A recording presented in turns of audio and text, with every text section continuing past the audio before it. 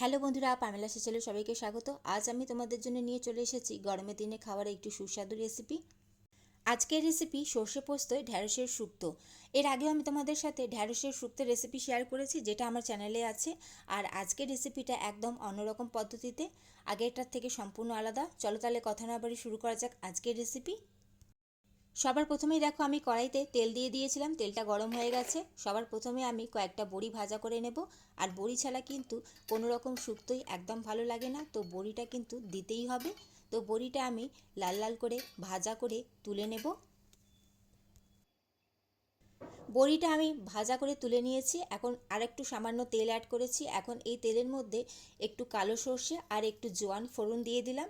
আর ফোড়নটা ভালো করে কয়েক সেকেন্ড ভাজা করে নিয়েছি, সুন্দর গন্ধ বেরিয়ে গেছে। এখন এর মধ্যে আমি আলু অ্যাড করে দিলাম। এর সাথেই আমি ঢ্যাঁড়স দিয়ে দিচ্ছি।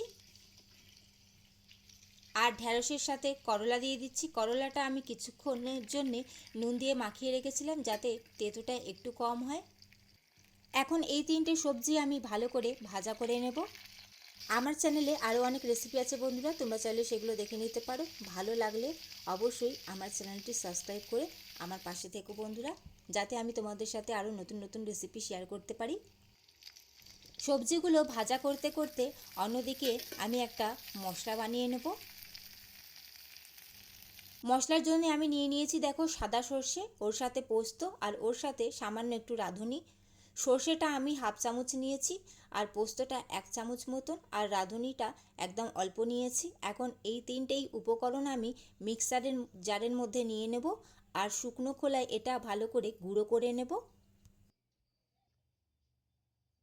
ভালো করে আমি শুকনো খোলায় গুঁড়ো করে নিয়েছি। এখন এর মধ্যে দুটো কাঁচা লঙ্কা দিয়ে দেবো, আর এর সাথেই সামান্য একটু জল দিয়ে মিহি পেস্ট বানিয়ে নেব। অন্যদিকে সবজিগুলো ভাজা হয়ে গেছে। এখন সর্ষে পোস্ত যে পেস্টটা বানিয়ে রেখেছি সেটা দিয়ে দিলাম। আর এর সাথেই পরিমাণ মতন হলুদ গুঁড়ো আর একটু আদা আমি গ্রেট করে রেখেছিলাম, এই দুটো দিয়ে দিচ্ছি। আর এর সাথেই পরিমাণ মতন নুন দিয়ে দেবো। ব্যাস, এখানে কিন্তু আর কোনো রকম মশলা অ্যাড করার কোনো দরকার নেই, কারণ এতেই কিন্তু স্বাদ একদম ভরপুর হবে। এখন সমস্ত কিছু ভালো করে আমি 2 থেকে 3 মিনিটের জন্য কষিয়ে নেব মশলার সাথে। বেশি কষানোর দরকার নেই, কারণ যেহেতু সর্ষে আছে, বেশি কষালে হতে পারে যে তেতো হয়ে যাবে। তো বেশি কষানোর দরকার নেই, 2 থেকে 3 মিনিট যথেষ্ট।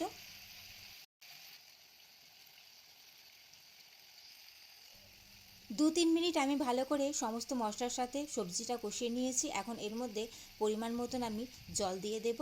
তোমরা যদি একটু ঝোল রাখতে চাও তাহলে সেই হিসাবে জল দেবে, আর যদি মাখা মাখা খেতে চাও তাহলে সেই হিসাবে জল দেবে। পরিমাণ মতন আমি জল দিয়ে দিয়েছি। এখন ঢাকা দিয়ে এটা আমি ভালো করে সেদ্ধ করে নেব।